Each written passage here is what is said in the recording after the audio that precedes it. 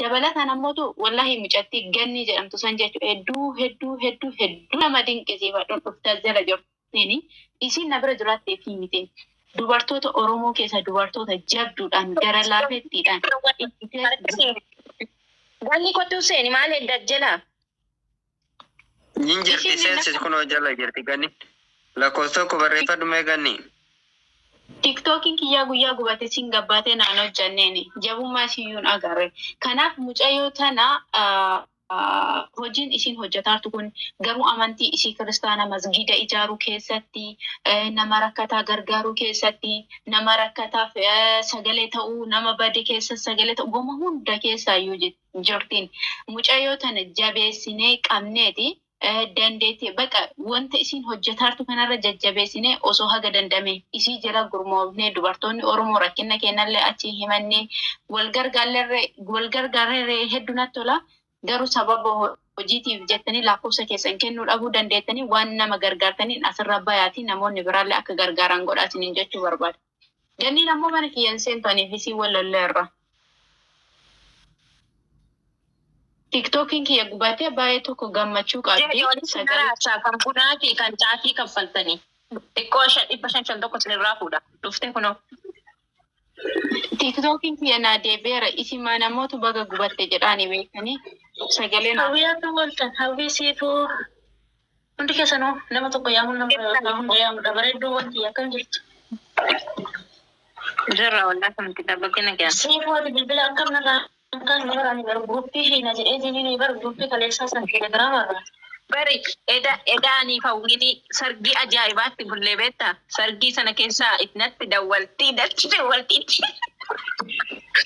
ati sirba ajaibat no bisa ajaiba kesa jira ali tigrenya chafara ali orominya chafara giftiko asina kabani somalen kungarana somalen ka chafarsisu ha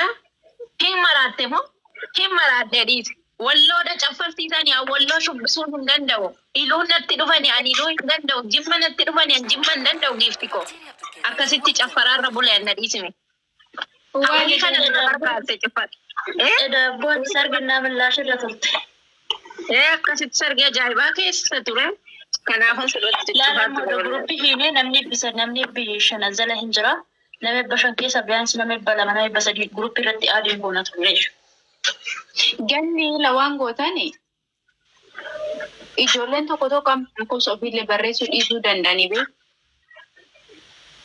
Hin dhagamaanti? Gruppii wal ijaarsuu san ijaarsa shamarran Oromoo kan jedhu san teelegiraamarraan hin jenne san barreeffamee san isa hin ajjeesan baranta qalma itti dawwalatan kalee sanarraan kaasi baashee sargiirra jirti. Booddee sargiirra jiraan jette. Sa'aatii 8tti sargisa eegalee keessaani haga lafti galgala shaayir barree ganama subii salaatanus salaatan waan edaamoo nun gaafatina kun daallachoofne akkatti bulle nuuf rakkiif jaarsota achi keessa bulte beeka ka isaatii miti amma ka mucayyoo ka gara shamarran Oromoo hin mari'annaani amma waa'ee mucattii dhibamaa sakalee dubbataatu irraa waajjee dhigannati waatuu isi dhageetti ijoollee Oromoo baay'ee tokko. Hawwi ati imaana qabdaa yoo itoo naati tulli viidhaan akkana gadi ba'e kun siifanii miti haadha siifaniiti jedhu irri ba'e dadhabirra dhimma raadhee viidiyoo ba'an jiru du'ee bada malee torbee tokko bayyana malee gadi ba'an jiru. Abdiin ba'e ofii jibbata kana hafeen ani isa kolfee isa laaleeti yookaan imimmaan qabaa yookaan wanni jedhaa waan edaa hin dubbatin nallee hin qaansin. Wallahi ganni ko gadin bawan namni video na arge sifan uzu bila kun ma da sifan ina ndedo guya kana ne ma fajade kun mina kabudi de wallahi ani guya ra kun jalladdo wane braso ko sunan jalladdo an qaamati yamun na caccabera kufi rafaraf na gudara ma ijarra hirrimna na jirabe ati doctor gifti ko fakkamta na boy malu wan magari da no chukonta Sifan attam. Mashallah. Gaarii ajaa'ibaa cooma ajaa'ibaa kanatti fudhadhee isinii dhufna abshira. Du'aa uma godhaasin. Dubbiin qulqullooftee dhumattee jirti inshallah. Viidiyoo hojjedhee. Nabra azaana jira booddee isinitti taasaa. Azaana jira nabra. Eshi. viidiyoo Viidiyoo hojjatee keessan argee kolfee wallahi. irra jiru ammatti maaliif waa kennataniira waa eegaara waan ta'e mammaaksa kana keessa waa hedduu baran jedhee yaada. Soddatu mana soddaatii dhaqe jedhan. Soddaatiin marquudhaaf akka aadaa Arsiifaa keessattuu marqa gootiif soddaan gaafatti dhaqe. Marquudhaaf ottee ibiddarra goote jedhan. Eega ottee ibiddarra goote itti gagge. Ottee ibiddarra goote ottatti ibiddarra laalee soddaa hin tuffateen. Dhaqee bishaan itti buufateen. Haa soddaatiin mana baatu eegee jechuudhaan. Yoo soddaatiin mana ol deebitu bishaan itti ol gooteera. Anin beeka ittiin dabalee. Maddi guddatee Itti dabaltee beekte anin beeka. akka isaanii dubbii wanti Garaa jaalataa. Soddaa garaa jaalatu ka. soddaa garaa jaalatu akkasiin nu hubadhaa isiniin jechuu barbaadeeti. Akkasi doktor fooloo deebisi atilee siifan atis deebisi ganni anaa dhufu sanyii ana bira liyaazaan ture beekta saniif mi'ootu godhadhee taa'u jira. Ganni namni hedduun si dhagaa beekta si kabajalle intala sabboontuu Oromoon qabdu keessaa ishee tokkodha. Kantiibaa Dubaayyoo siin jennellee sitti dhannasa malee yaani sitti hin guddatu beekte. Kanaaf atillee keessa bayyaazaan na bira jira jette. Mee Oromoo waa gurra buusii mucattiin haa gargaaramtu wallahi miidhamtuudha baay'ee tokko wallahi garaa nama nyaatti. Ganni dubbadhu siin jedha sanyi. Foolollee na deebisa isin mara fooloo godhee ture. Godhaaf himee fooloo deebisa waliin ilmee warri as jala jirtan tokko barreeffadha haga ganni isaan bara. Qabamte ani soba kana hin jaalladhu la fooloo nan goone. Ani kucci namatti malaan. Fooloo godhaa kaati fooloo gaafadha. La wallahi sanyiiti siifan singoonere koi. Ati maaf na goota maaf baraade moo nan godhini fooloo deebisisin jedhe mal. Mi'ooti qabadhaan ansiifanii. Illa biraa nannaayi. Kuma 19 akkas qabdi namni 500 asirra jirtan tun intalti tuni. Intala jabduudhaan uumaa waan takkas na gargaartee waan agoote fodoote intala jabdu dinqisiifadhe keessaa ishii tokkodhaan miidiyaa kanarra maaliif waan hedduu dhugaa dubbachuudhaan waan dhiirtii yaadanne yaadachuudhaan waan hedduu intala hojjattee fi intala kana yoo jabeeffanneetiin jen intala bor waan guddaa nu gochuu dandeettu waan ta'eef jechuudha. Dubartoonni Oromoo jala jirtan namni as keessa jirtan dafa siifaniin fooloo godhaa. Dafame wal baradhaan gana nama hin beekne wal baradhaas hin jedhu mee wal beektanii dafa sheer godhaanu maal jedhanii yuun fooloo jedhanii fooloo godhaame fooloo Jajaa jirtaan immoo ganni beekta Ameerikaa xiqqishoo jirti malee sila ani durri jedha beekta odoo isitti na hiitanii akka nama gaarii ta'ee mul'adhuun beeka. Ganni dubbadhu miyyuutti irraa ofiiki. Garuu mucaa isawwee tokko qabda. Jala waa barreessaa fi duba nama Zaanaa jira fachaa dhufe. Hara ifan nama Yoo kabbaa isawwee si jala hafe. Inaaftu jira naasa. Inaaftu. Hara mee dafa fooloo godhaa namni siifan Amma namni bishoola jira. Mucoo sana gargaarsisnuu yaa jama. Mucoo sana gargaaramtu maaloo.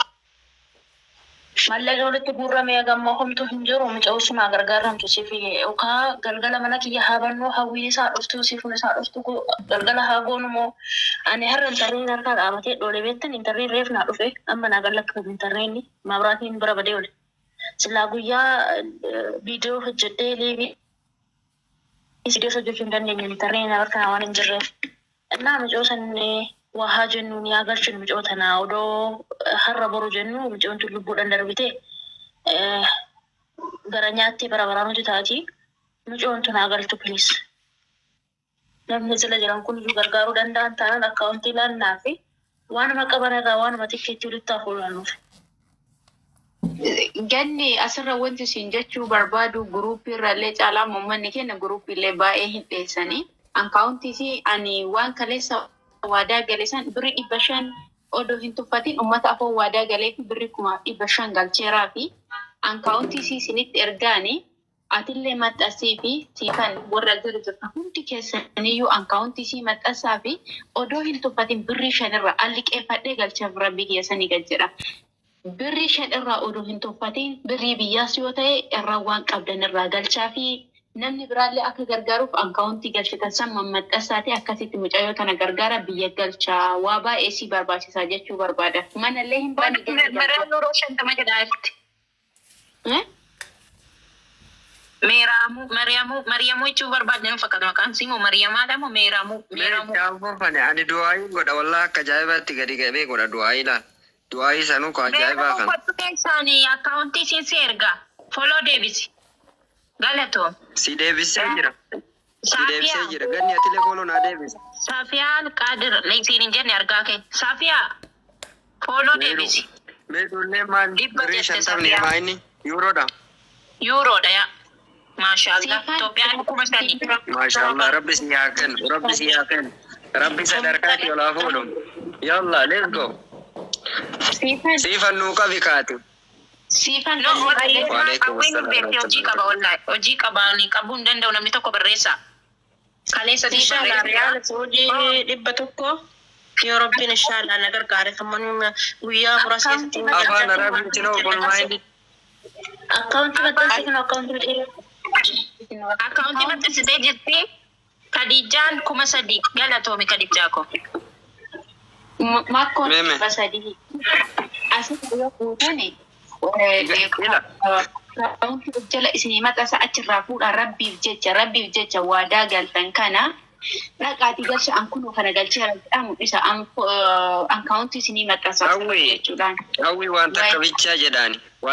Waan takka bichaa warri irraa waan kana barreessu jechuudha. Mucattii tanaaf waan kana niyyattanii yoo jettan jechuudha akka deeniititti isinirratti reegamti beeka. Akka nama tokkorraa liqeeffatee deenii san odoo hin galchin ganda akiraa deemedha. Haini isii yoo waan kana jechuudha dhugarratti hundooftanii hin barreessina. Oo dhugarratti hin hundaa'in. Wallahi billahi deenii isinitti taati. Maaliif wanni isin niyyattan sun akka haqa isin isinitti kennitetti beeka. Kanaaf rabbi sinaa gargaaru rabbi sadarkaa keessan olaa fuudhu jazaa keessan rabbi anumaaf kennatan isin haa jedhu bakka isin baastan rabbi isin haa dabalee kennu maqaaman isin haa ga'u ol isin haa fuudhu itti fufa.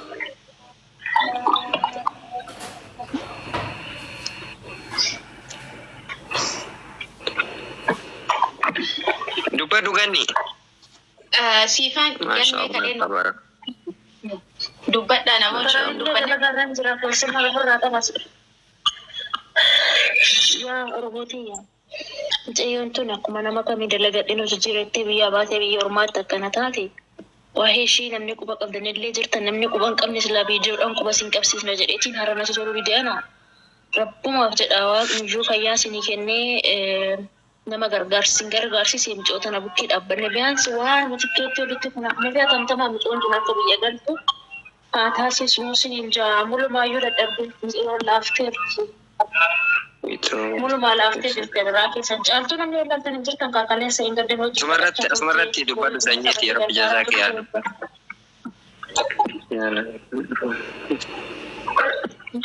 Caaltu sheerii yuzariin tuutii kana akka dhaqaati sheerti godhaa fidaa haa dhuftu. Mee sheerti godhi siifan koo jedhiin. Ijoollee isiin bira jirtutu jira. Gootanu taraa haasaa mana keessa edoo namni jalaa nama dhaggeeffatu yoo namni walirraa wacne nama jala jiru jibbisiisee deema. Dhugaa isinitti maanillee akkas ta'a. Kanaafuu taraadhaan ganni yeroo haasoftu an callisu, Aliyyi yeroo haasoftu an callisu, Safiyaa yeroo haasoftu an callisu, Hawwii yeroo haasoftu an callisu. Akkasitti ganda deemna jabaadha. Dhaqeetti sheer godhee dhufa. Dafa waa maas fidiin isii akka taate asaa uummanni kun haa argu. Akkasii mee taaptaap godhaa kooppii liinkii godhaa eebani 200 guunne namoota meeqa laalaa ture maali badiinkii tokko illee barreeffadha namoonni asii fooloo wal tolchaa wal qabadha. Mucattii haa hin dhufte ammaa waamuuf deemaniiranii tokko barreeffadha walillee. Ani namoota kennatu du'aa godhuufi beektu. Namni illee haa dhufuu sheer godhaanii dafaa qaba. Fooloo walii deebisaa sanii miti Reka dafa kaduai barbadu wallahi yarra duai maqbul ya rabbi no dakai ya rabbi no dakai Amin. ya rabbi no dakai Amin. me wa barreessan jiran ka tokko barreessaa jiran tokko maali barreessa etten Haa fooloo walii tolchanii walaa qabatanii walaa guddisanii walaa baranii.